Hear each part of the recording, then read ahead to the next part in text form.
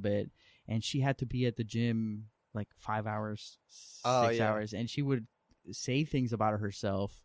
And she had like perfect physique, you know what I mean? Like a like maybe like 3% body fat. Yeah. But it was like something that she had to do, and if she didn't do it, she was mad and she was angry about it.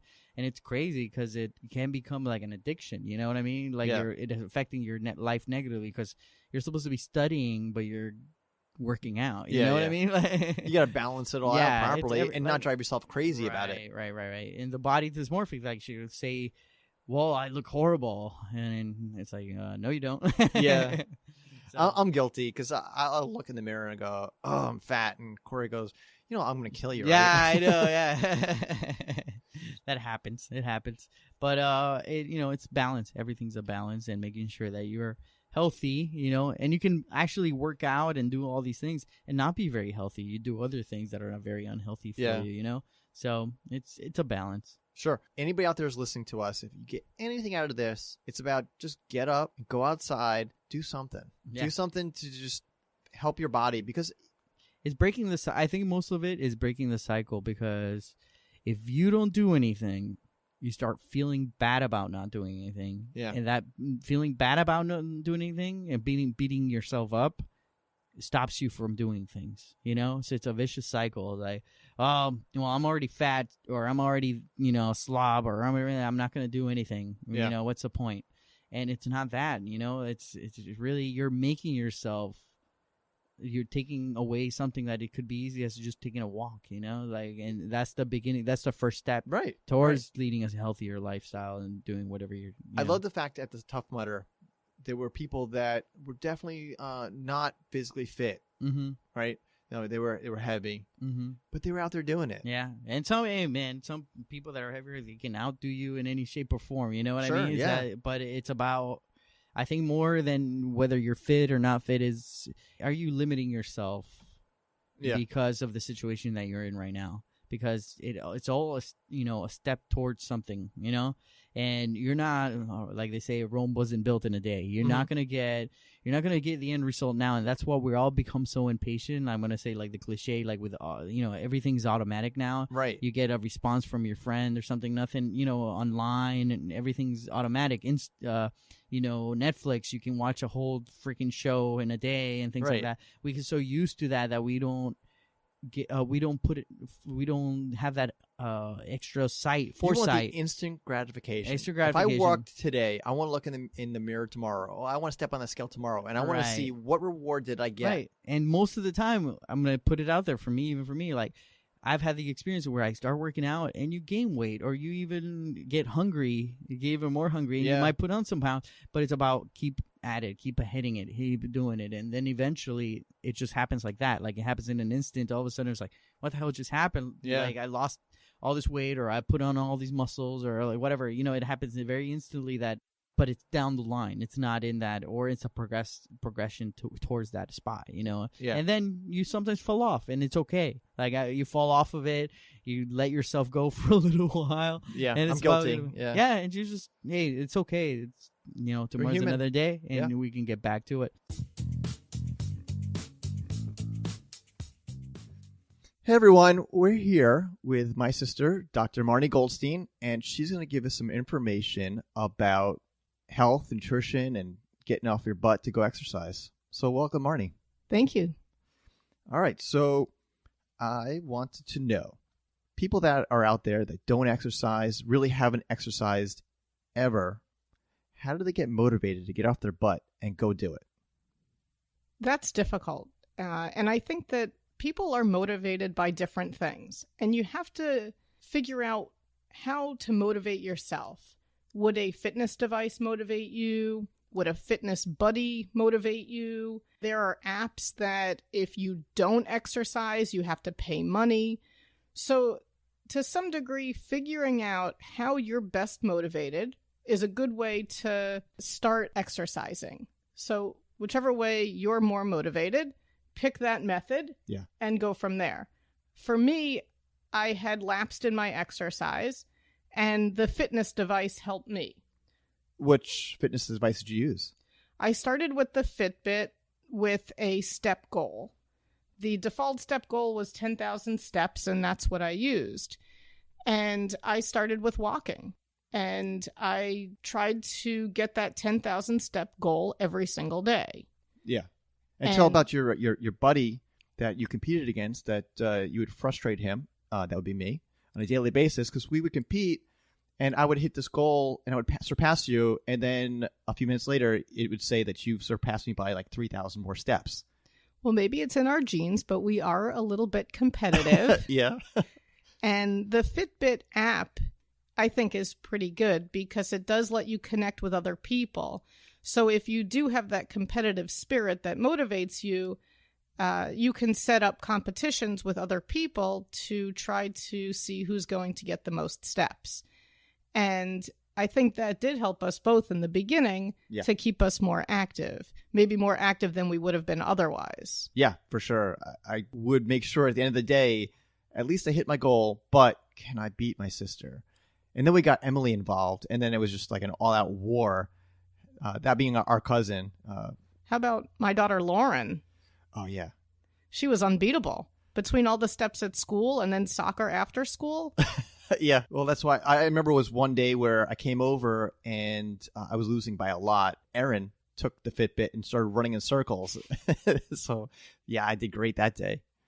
I think also setting goals can be helpful. There are apps that are Couch to 5K that help people set a goal and achieve that goal. Yeah. I think that could be another app that could be motivating. There's the 7-minute workout, which might help get some people off the couch because of the short time commitment. And what's great is that it's only 7 minutes, right? It's not like you have to spend 30 to an hour doing your exercise. It's about just getting up and getting started, getting into a routine. And I think the starting and the routine is the key to that 7-minute app because nobody's going to get fit in 7 minutes. Right. But if you don't exercise, the idea of being able to do something for only 7 minutes might be appealing. Yeah, right. So what would somebody that does not have a healthy body, somebody that is a little overweight, a lot overweight, and they're in a lot of pain, what would you recommend for them to do? Maybe an exercise or something to get started? If you can walk, walking is great. Yeah. Set reasonable goals, but goals that will push you to do more than what you're already doing. Mm-hmm. So, for instance, the Fitbit came with a 10,000 step goal. That may not be reasonable for somebody that hasn't been doing any exercise and is overweight. Maybe for that person who probably averages 2,000 steps a day, maybe setting an initial step goal of 5,000 steps. More achievable. It's more achievable, but it also pushes you to do more than what you're already doing. Right. And then build up slowly and increase your intensity and possibly the time duration of your exercise. Yeah. I think once you start doing it and you see that you can do it, you're more motivated to do it. And I think that it's something that needs to be done almost daily. Mm-hmm. There are some people that do go to a gym but may only go 2-3 times a week. Yeah. That's not an adequate amount of exercise. What would you recommend is adequate? Like if you're able to do it? I think 5 to 6 times per week. Mm-hmm. Now, the intensity doesn't have to be very strong all of those days. Maybe if you do go to the gym 2 to 3 times a week, those are your more intense days. But those other days, you should try to at least do some walking or other moderate intensity exercise. Yeah. I think people, they have their daily routine of their job. They get home, they're tired. They still have to cook dinner. If they have kids, they have to entertain with the kids. So you yourself, you get up in the morning. You have a very busy schedule. How do you accomplish doing everything you do, and then you still have time to do a run or do a workout? The answer is I prioritize it. Yeah. Because there are plenty of times where at the end of the day, after making dinner, I'm tired. Yeah. But I still put on my sneakers and I go outside and I either run or walk or a combination of the two to get that exercise in. Yeah. Because it's important to me. Yeah. I know days I come home and I just want to sit on the couch. I don't want to do anything. But I think once you put on the outfit, you say, all right, you got to do this. That helps. And you have to find that thing that motivates you to do it, even when everything in your brain says no. So whether that is internal motivation, it's your fitness device screaming at you that you haven't reached your goals. Yeah. Or it's a fitness buddy calling you to say, come, let's go and get our exercise. Something has to motivate you to get it done. Yeah. I think that fitness buddy is a great thing. It's a motivator. If you could find someone else that is in your shoes and you can convince each other, look, let's just do it, get it over with, and we'll congratulate ourselves afterwards, it'll help so much. Is there anything that people should avoid? Maybe it's different kinds of exercises they shouldn't do, maybe some foods that they should try to avoid. Anything you can suggest? In terms of exercise, you would describe the person that's overweight, might have joint pains. Yeah. So I think that especially those of us that are older and may have some injuries or limitations, if it hurts, stop. Yeah.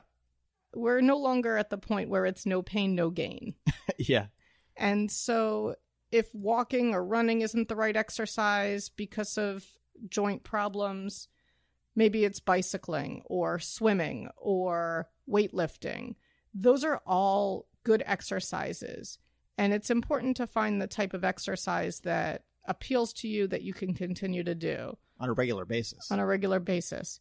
On the flip side, there's also sports where maybe somebody doesn't like just doing dedicated exercise time, but may enjoy doing a sport. Yeah. That could be another way, another outlet. When you do exercise, listening to music, a podcast, or an audiobook may also help keep you engaged in the exercise. Yeah. Yeah. For me, it's definitely, I go with the music. I mean, I love podcasts in the car, but the music helps me with my breathing and my rhythm. But what do you listen to? I listen to podcasts. Yeah. Ours, of course, right? Exclusively. Fantastic. Is there any other advice you can give the listeners?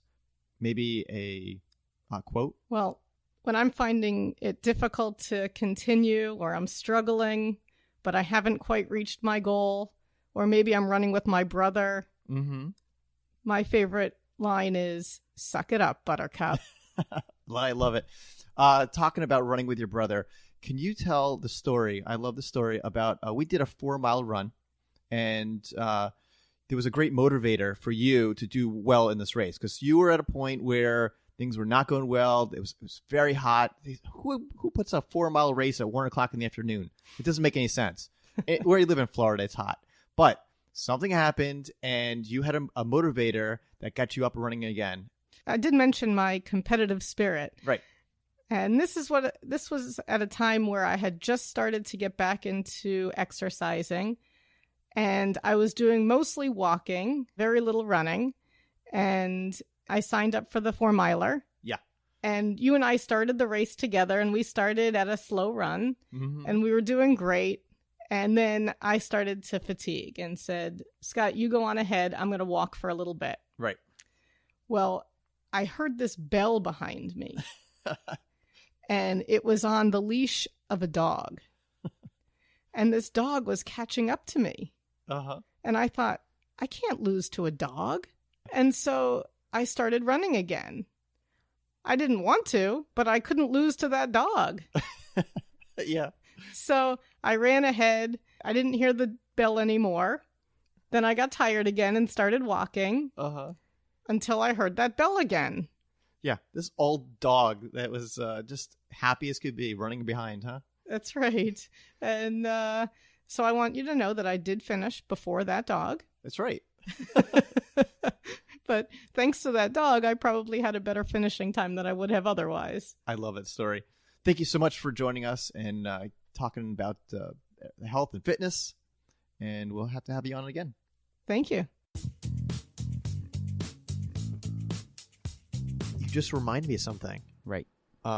We got to clean up a mess. A bunch of messes, if you can remember them all. But we make mistakes. Right. All right. If anyone's heard our previous podcasts, we make mistakes. Well, I make a lot of mistakes. So I don't make any mistakes. They're all planned out. They're for comic relief. That's why I say things that are not true. So for number one, I'm going to tell you that you had said something about Superman, and there was a clone and Superman fought the clone, and I said, that's Superman 5. I made a mistake. Yeah, I know, and